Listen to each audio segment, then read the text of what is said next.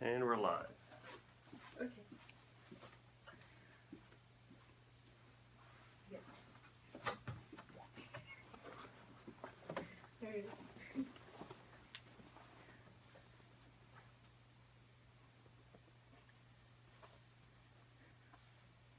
No pressure. Thanks. Okay. Okay.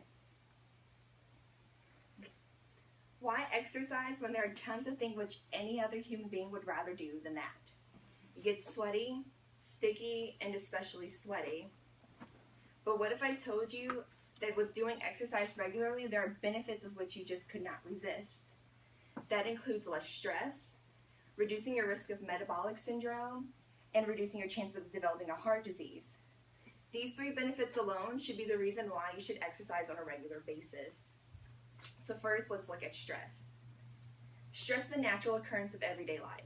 This could be with family, with work, or any personal relationship you may have with a person. And of course, how we deal with stress is unique for every individual. But overall, exercise is the best option. Instead of eating or sleeping off the stress, why not just go for a walk? Said by the top 10 reasons to exercise and be physically active, exercises and releases a hormone called epinephrine, also known as adrenaline. This hormone increases blood flow. It sends more oxygen to your brain, and because it has more oxygen in your brain, you become more alert and you're more aware of your surroundings. Because you're more aware of your surroundings, you're able to more effectively deal with your stress. By exercising, any type of aerobic exercise like walking or jogging, another hormone that is released is endorphin. And endorphin is a feel-good hormone, and this will improve your overall mood. Exercise also decreases some health risks. With exercise, you are less of a risk, and one of those diseases that you may develop without exercise is a metabolic syndrome. This syndrome is when you have too much fat in the waist, you have high blood pressure, and you have high blood sugar. You are more at risk of a stroke and of heart diseases like a heart attack with this syndrome. Said by the CDC, just doing 2 to 2.5 hours of exercise a week can greatly reduce your risk of developing this syndrome. So doing any moderate exercise, like I just said, walking, jogging, running, or any form of aerobic exercise on a weekly basis can reduce your chance of developing this disease by a landslide. Something else that this disease may decrease is heart disease. An article done by Harvard University suggests that being sedentary on a regular basis increases your chances of developing a heart disease. Taking a look at this picture here, you have two heart valves right here that have a buildup in them. This one has plaque and this one has cholesterol. And then on the very top, you have a normal heart valve. Without regular exercise, there's a buildup in your heart valve due to just a buildup of like fat inside your body.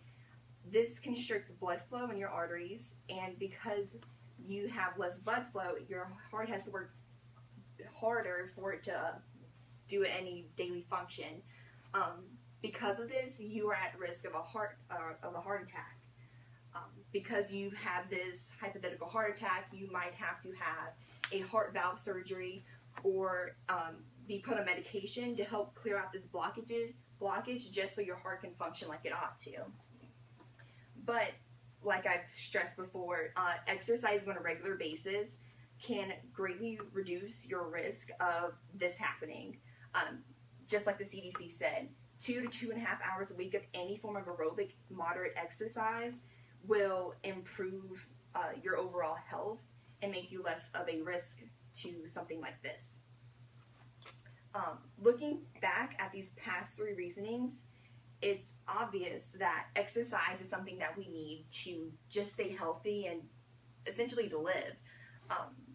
Because of just those three reasons and because of exercise, we are capable of handling stress. We can reduce our risk of having a heart attack or a stroke, and we are less of a risk of having a metabolic syndrome.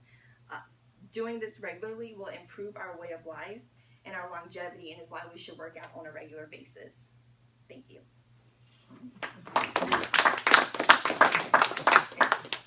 No, I got it. that long enough? I don't know.